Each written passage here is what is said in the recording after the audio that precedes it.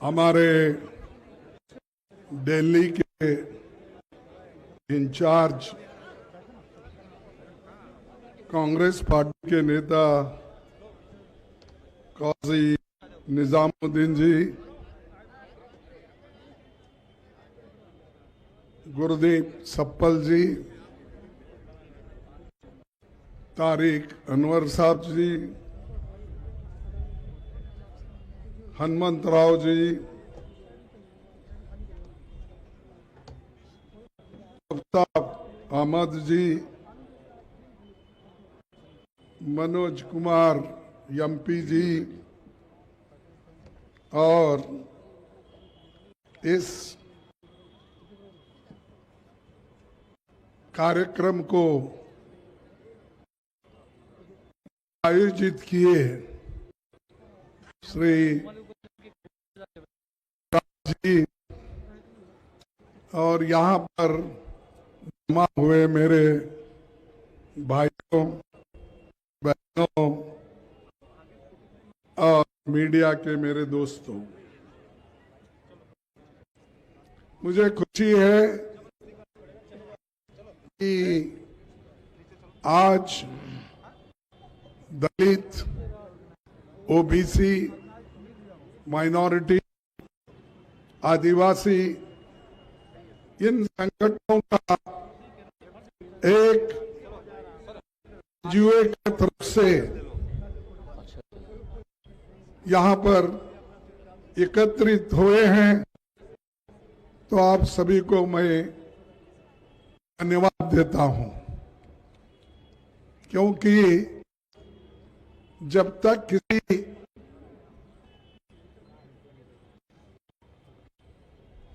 एक चीज को अगर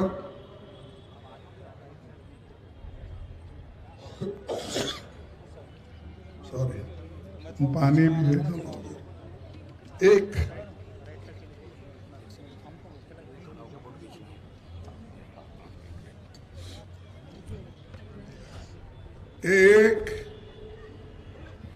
ऐतिहासिक समय है और कभी अभी बोला कि जब तक हम लोग किसी चीज को अगर हासिल करना है उसमें यूनिटी होना चाहिए। अब जब तक यूनिटी नहीं आएगी तब तक आप लोग कुछ भी हासिल नहीं करेंगे। मैं इसलिए कह रहा हूं, अगर हम टुकड़े टुकड़ों में बांटेंगे और कन्याकुमारी से कश्मीर तक अगर हम एक नहीं होंगे, बंगाल से लेकर गुजरात तक हम एक दूसरा का सहकार नहीं करेंगे, तब तक कोई चीज हम हासिल नहीं कर सकते। अब हमको 4-5 चीजें हासिल करने के लिए ही लोग कोशिश कर रहे हैं। सिर्फ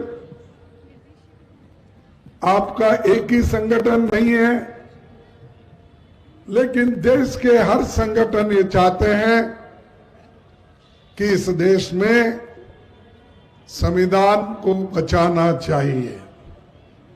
संविधान बचा तो हम सब लोग बचेंगे। इसीलिए हमको एक रहकर इस संविधान को बचाना होगा और हर पार्टी के लोग अपने अपने हिसाब से काम कर रहे हैं। उसके साथ ही हमको लोकतंत्र को भी बचाना है, और लोकतंत्र नहीं बचेगा, आपकी हिस्सेदारी नहीं बढ़ेगी। और बाबा साहब अंबेडकर का ये देन है कि उन्होंने जो संविधान रचना करते हुए जैसा कि पंडित जवाहरलाल नेहरू जी 1952 में 1922 में एक कांग्रेस के अधिवेशन में रेजोल्यूशन पास किया था। क्या किया था कि उन्होंने आजादी के बाद हम सभी लोगों को एडल्ट फ्रेंचाइज देंगे। उस वक्त ब्रिटिश के जमाने में सिर्फ चंद लोग वोटर्स थे। किसी प्रांत में 300, किसी प्रांत में 400, किसी प्रांत में 500 ऐसे वोटर्स थे। वो सब अमीर थे, जमींदार थे। वही लोग प्रांतीय सरकार भी ब्रिटिश के वक्त चलाते थे। लेकिन पंडित जवाहरलाल नेहरू जी प्रधानमंत्री बनने के बाद जो कॉन्स्टिट्यूंट असेंबली बन गई और डॉक्टर बाबा साहब अंबेडकर उस ड्राफ्टिंग कमेटी के चेयरमैन बन गए, तब दोनों ने मिलके अडल्ट फ्रेंचाइज हमको जरूरी है, चाहे पुरुष हो, चाहे महिला हो, चाहे युवा हो, चाहे गरीब हो, चाहे अमीर हो, चाहे कम से कम रास्ते पे काम करने वाला भी हो, उसको वोटिंग का अधिकार हम दे के रहेंगे। इसीलिए तो संविधान बन गया। और ये किसी की देन नहीं है, कोई आता कुछ तो बकता है। मैं देखा हूं बहुत से बीजेपी के लोग बकते रहते। क्या उन्होंने आपको अडल्ट फ्रेंचाइज दिलाया? क्या आपने को फंडामेंटल राइट्स, बुनियादी जो हकूक मिले, क्या मोदी ने दिलवाया? बोलिए, आप मोदी ने दिलवाया आपको? संविधान की देन संविधान ने आपको दिलाया है, लेकिन आप उसको भूल जाते हो। हर आदमी इस चीज को भूलते हैं जो आपको फाउंडेशन में सब कुछ मिला, उसको आप लोग हिफाजत करने के लिए तैयार नहीं है। इसके बारे में सोचते नहीं है। मनुस्मृति में तो यह कहा गया है कि हमारे बहनों को, माताओं को समान अधिकार नहीं होना चाहिए, पुरुषों को ही सब कुछ मिलना।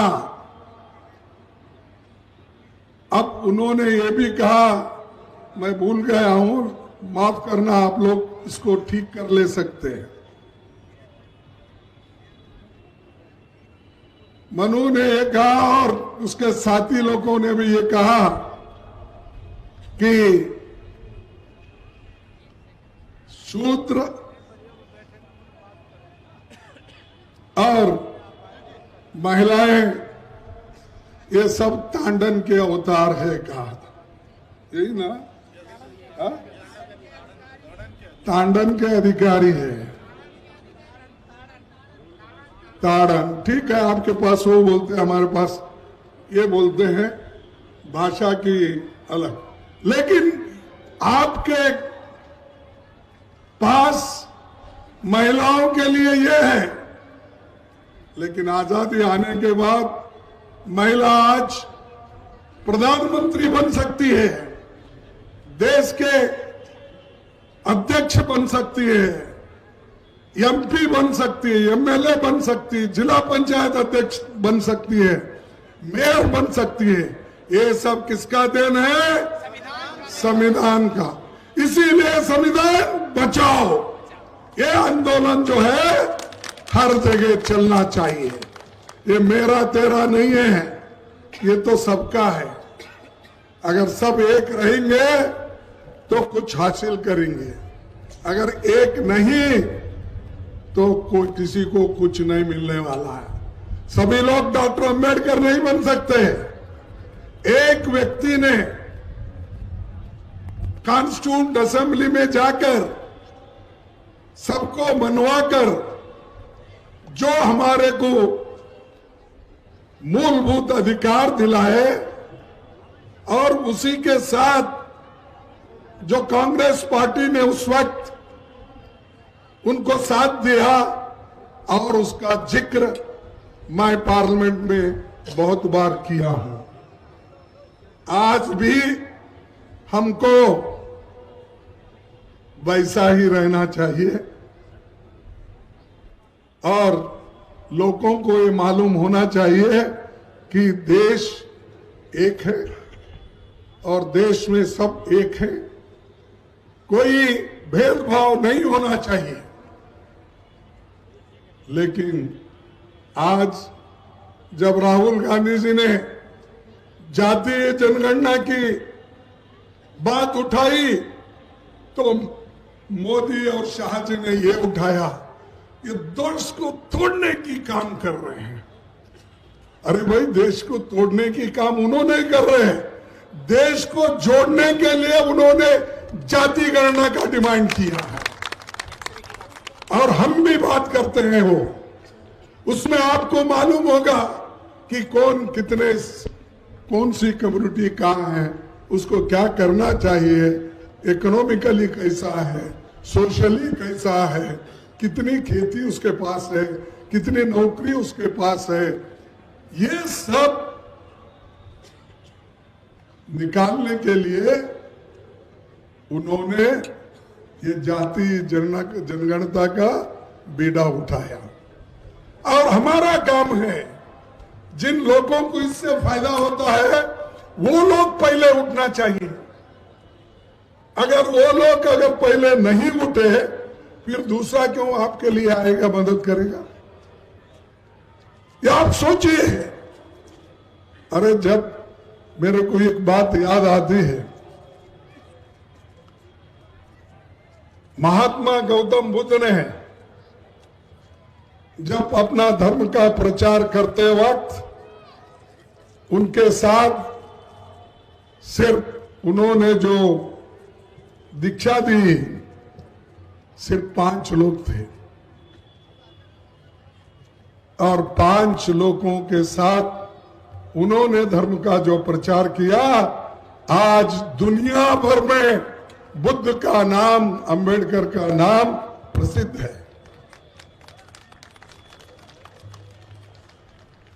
गुरु नानक जी सिर्फ 5 प्यारों को लेके उन्होंने अपने विचार, अपना धर्म का प्रचार किया। आज 3-4 करोड़ से भी ज्यादा लोग गुरु नानक के उसूलों पे चलते हैं, और ये सब जब डिटर्मिनेशन होता है, जब हम एक होके काम करते हैं, तो उस वक्त ये हासिल कर सकते हैं।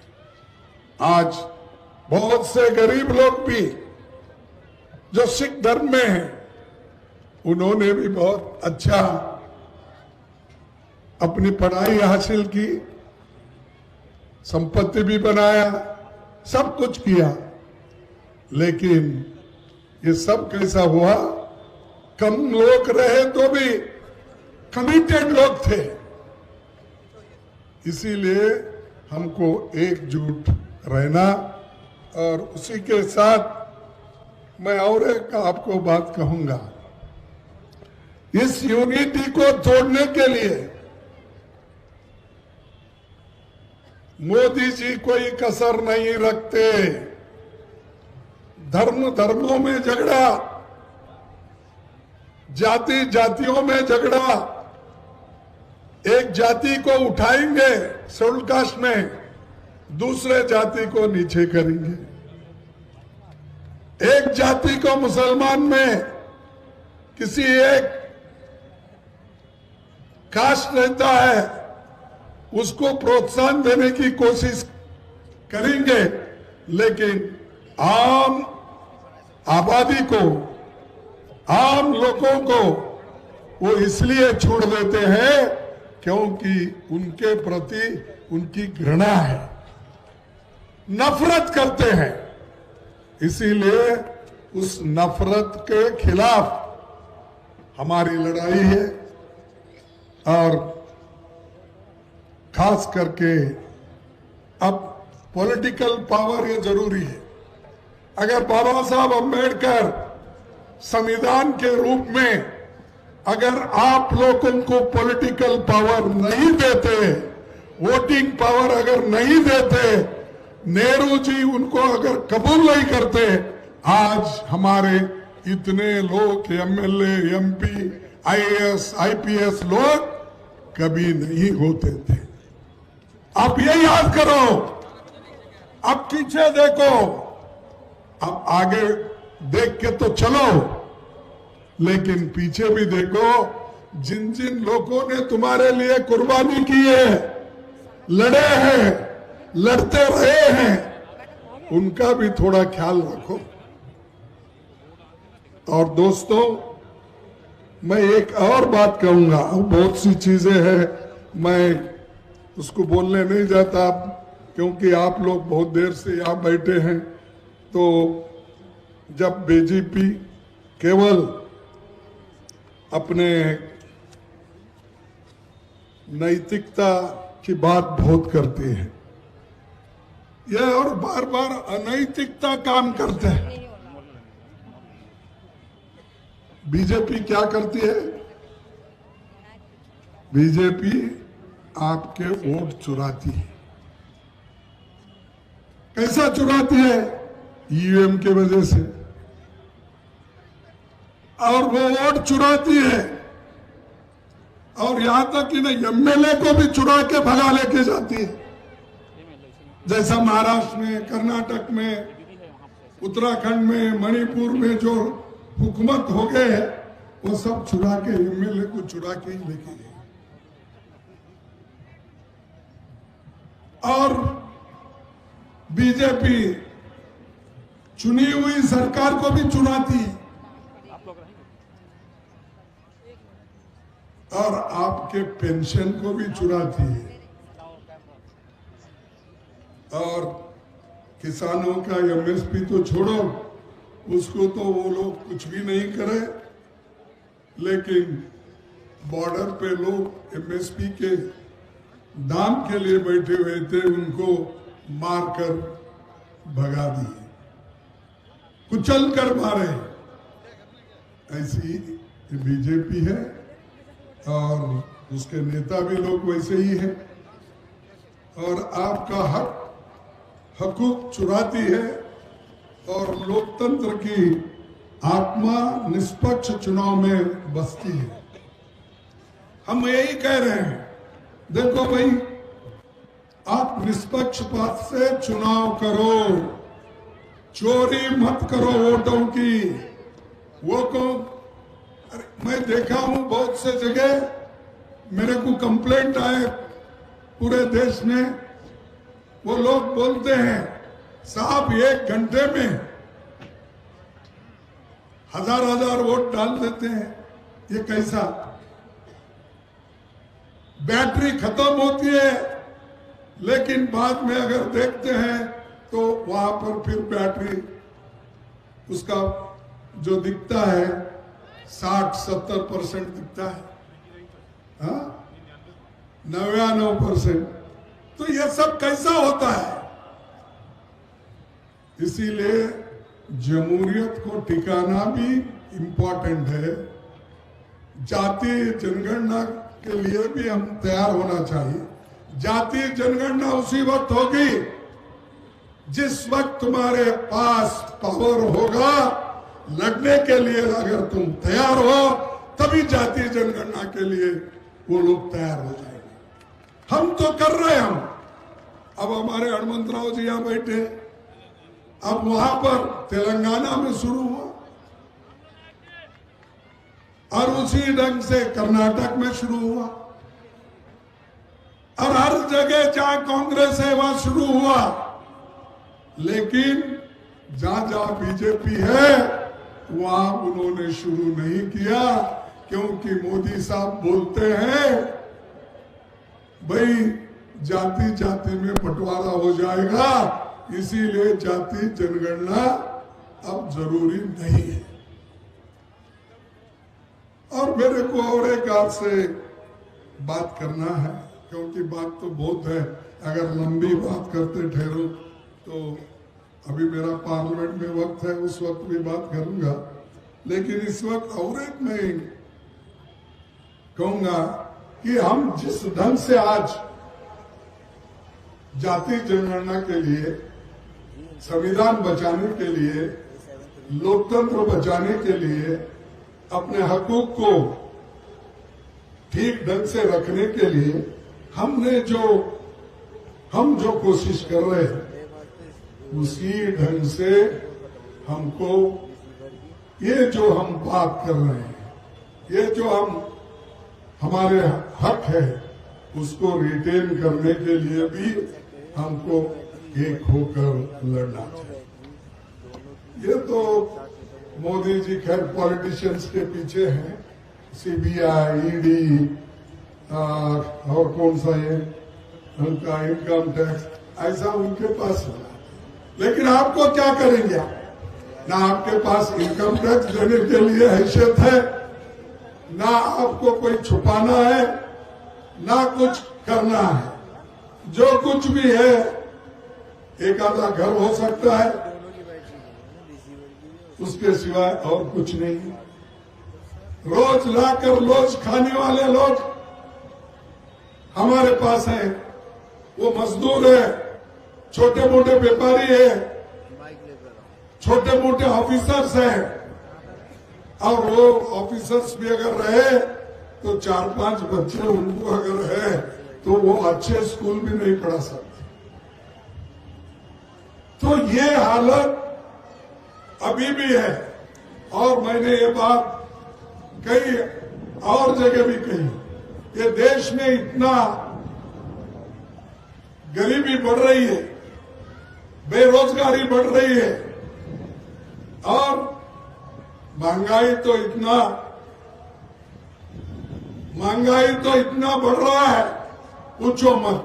इधर मोदी ध्यान नहीं देते, इधर लोगों के समस्याओं को हल करने की कोई कोशिश नहीं करते।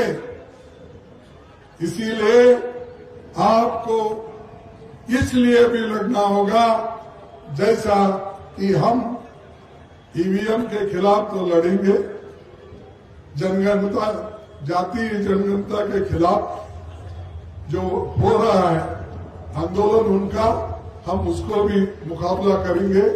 और जातीय जनगणना, संविधान बचाने का, लोकतंत्र बचाने का सभी काम हम करेंगे।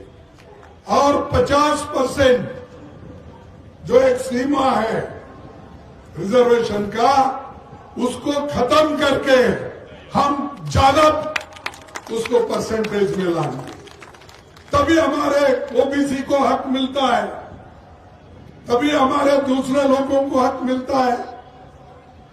अगर आप ये नहीं करेंगे तो आपको आरक्षण का 50% बढ़ाने का भी ये नहीं करने देंगे। और मैं दूसरी चीज ये कहूंगा कि बाबा साहब अम्बेडकर ने जब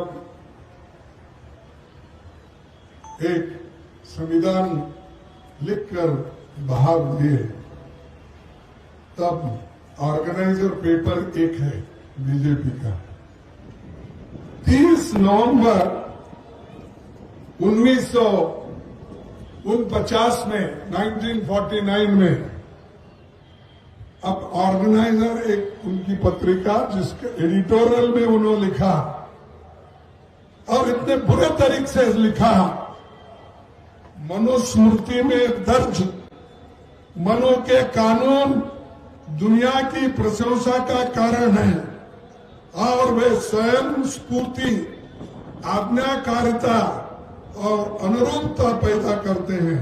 हमारे संवैधानिक विशेषज्ञों के लिए ये सब निरर्थक है। यानी वो चाहते हैं कि ये संविधान मनु के उसूलों के तहत नहीं है। ये उनका ही कहना है। 30 दिसंबर 1949 में कहा। क्या इससे आप सहमत है?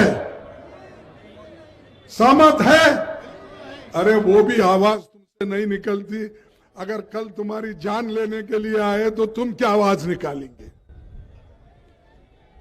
तो ये उनने कहा, हम नहीं कह रहे, ये उन्होंने ही कहा। और देश में अच्छा संविधान को बदनाम करने का और संविधान बदलने का बात वो करे। उसके बाद अब नया एक उन्होंने निकाला है।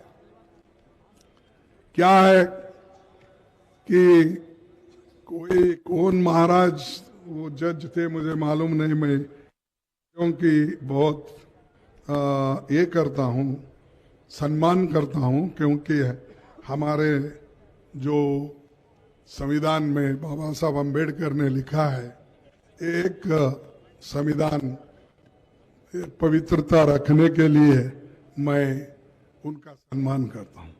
लेकिन उन्होंने एक ऐसा जजमेंट दिया जिससे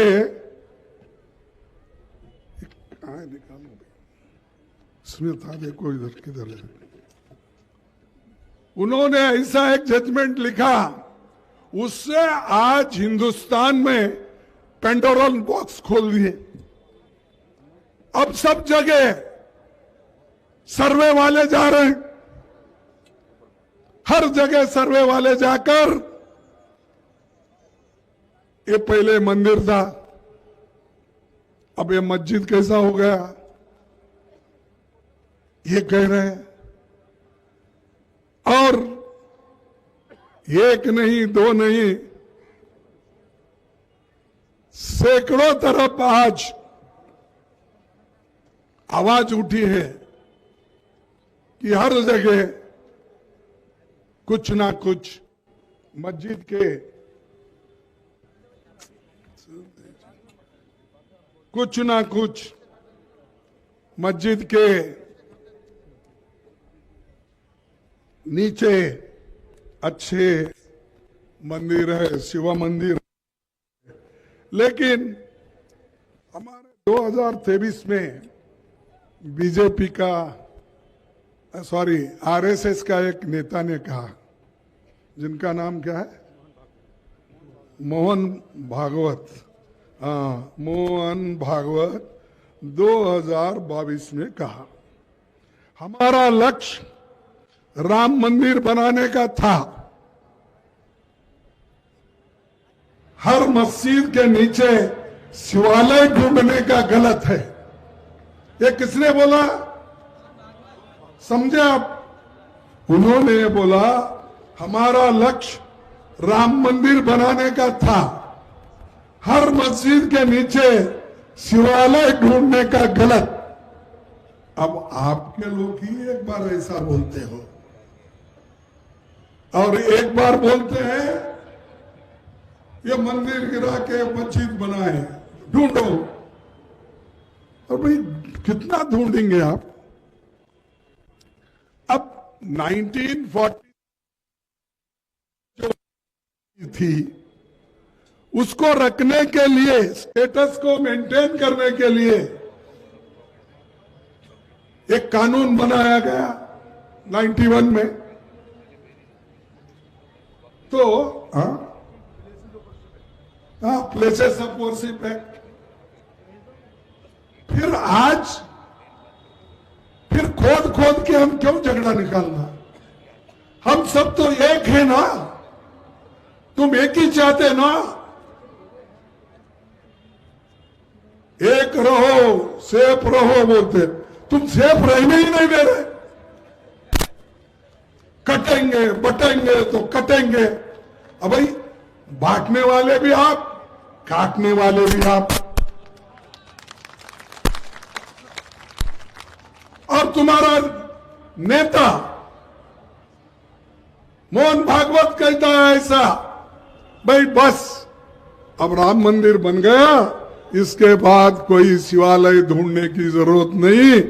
उन्होंने कहा, ये मेरे शब्द नहीं। अगर उनकी बात को अगर आप मानते हैं बीजेपी वाले, अगर हमारे मोदी साहब मानते हैं, शाह अगर मानते हैं, अरे भाई तुम्हारा नेता लीडर आरएसएस का, जिसके सहाय से, जिसके कोऑपरेशन से, जिसके सपोर्ट से तुम सत्ता में आते हो, और सत्ता उन्हीं के वजह से तुमको मिली, उनका तो बात सुनो। नहीं सुनते तो मुझे तो ऐसा लगता है कि मोहन भागवत अपने लोगों को, दुनिया को एक दिखाने के लिए ये कहते हैं और करने के लिए दूसरा मार्ग, यानी सरकार को ये ऐसी बातें करने लगाते हैं। तो मैं कहूंगा मुख में राम बगल में छुरी। एक तरफ तो ऐसा करते हैं, एक रहेंगे, दूसरे तरफ तो आप ही लोग ये सब कुछ करते हैं। इसीलिए मैं ये बात कहने में मेरे को हिचकिचाहट नहीं है। जो भी देश के लिए नुकसान पहुंचाता है उसके खिलाफ हम लड़ते रहेंगे, चाहे वो किसी जाति किसी धर्म का हो। हमको संबंध नहीं है, हमारे को संबंध है इस देश के संविधान का, हमको संबंध है प्रजाप्रभुत्व का, लोकतंत्र का, हमको संबंध है इस देश में हम सब मिलके रहने का। कहीं जाता है कोई, ठीक है भाई अब शुरू करो। पार्लियामेंट के नजदीक कौन सा बड़ा किला है? हाँ, लाल किला। लाल किला मुसलमानों ने बनाया, तोड़ दो जाके फिर। अरे जाकर लाल किले पे भाषण करते हो और सब मस्जिदा तोड़ने को शुरू करते हो। कानून भी आप ही बनाते हो, तोड़ते ही आप ही। जाओ कुतुब मीनार को धक्का लगाओ, वो भी गिरो क्योंकि मुसलमान ने बनाया। जाओ ताजमहल मुसलमान ने बनाया, उसको भी जाके तोड़ो। जाओ हैदराबाद चार मीनार है, उसको भी तोड़ो। जाओ बीजापुर को गोल गुम्बद है, वहां वर्ल्ड फेमस गोल गुम्बद,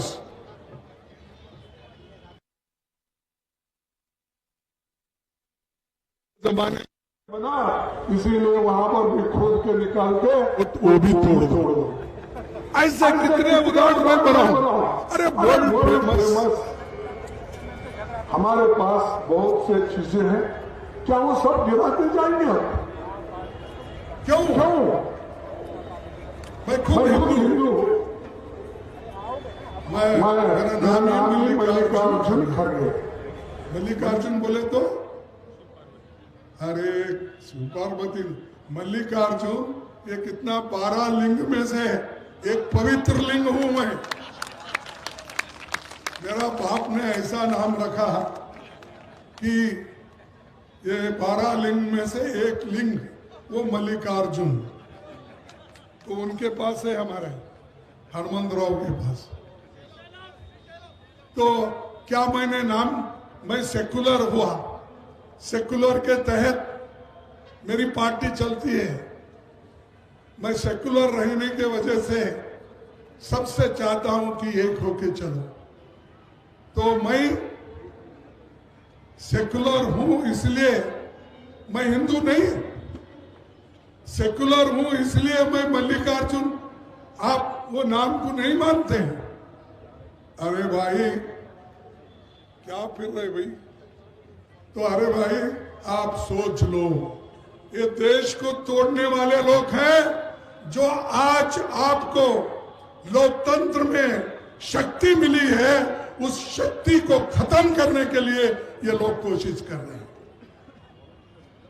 इसलिए भाइयों, मैं ज्यादा वक्त आपका नहीं लेता।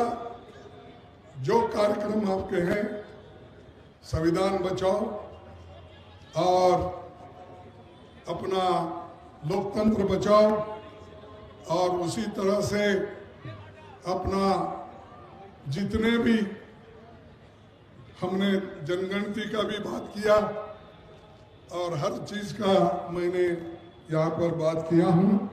वक्त बिल का तो हमने सभी हमारे कांग्रेस पार्टी के, अपोजिशन पार्टी के सभी लोग अपोज कर रहे हैं। ये कह रहे भाई जो बात हो गई, ये तो 1947 के जो रिलीजियस प्रिवेंशन एक्ट नहीं, हाँ 91,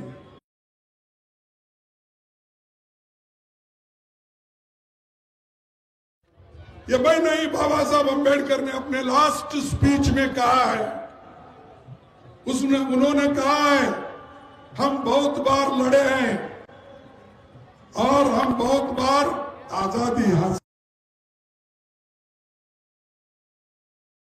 किए हैं।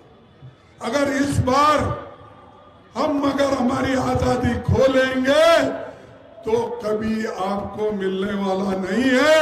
यह बाबा साहब की वाणी है, उन्होंने कॉन्स्टिट्यूंट असेंबली में 1949 में बोला है।